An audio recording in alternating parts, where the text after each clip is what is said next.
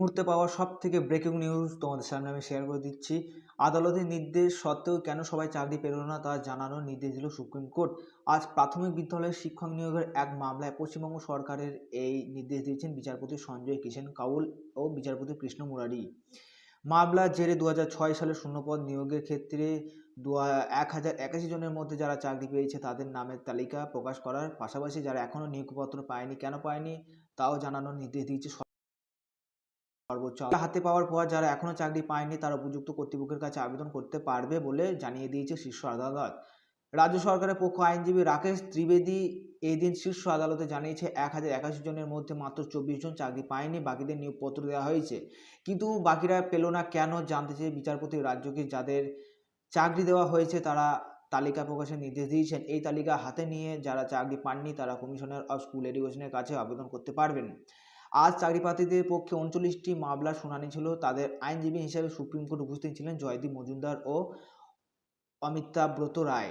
2006 সালে পশ্চিমবঙ্গে প্রাথমিক শিক্ষকদের শূন্যপদ নিয়োগের ক্ষেত্রে এমপ্লয়মেন্ট এক্সচেঞ্জ প্রশিক্ষক এবং প্রশিক্ষণহীন উভয়কেই আবেদন করতে বললে সুপ্রিম কোর্ট আবেদনকারীদের অভিযোগ এখনও কারণ ছাড়াই প্রশিক্ষণ থাকা সত্ত্বেও একাংশকে কম নম্বর দেওয়া হয়েছে, তাই তারা কলকাতা হাইকোর্টে মামলা করে। প্রথমে হাইকোর্টের সিঙ্গেল বেঞ্চ, পরে ডিভিশন বেঞ্চ হয়ে মামলা সুপ্রিম কোর্ট পর্যন্ত গড়ায়। সেখানে চলতি বছরের 24 জানুয়ারি শীর্ষ আদালত নির্দেশ দেয় যোগ্যদের উপযুক্ত নম্বর দিতে হবে এবং শূন্য পদ না থাকলে নতুন করে পদ তৈরি করে নিয়োগ করতে হবে। কিন্তু রাজ্য সরকার এই নির্দেশ পালন করেনি, তাই এই অভিযোগ সংশ্লিষ্ট সচিব পর্যায়ের অফিসারের বিরুদ্ধে সুপ্রিম কোর্টে আদালত অবমাননার মামলা করেন আবেদনকারীরা। সেই মামলার শুনানিতে চলতি বছরের 30 সেপ্টেম্বরের মধ্যে নিয়োগের নির্দেশ দিয়ে আজ মামলার শুনানির তারিখ ঠিক হয়। শুনানির নিয়োগ প্রক্রিয়া শুরু হয়ে যাওয়ার কথা জানানোই আদালত অবমাননা মামলায় আর বহাল রাখল না সুপ্রিম কোর্ট।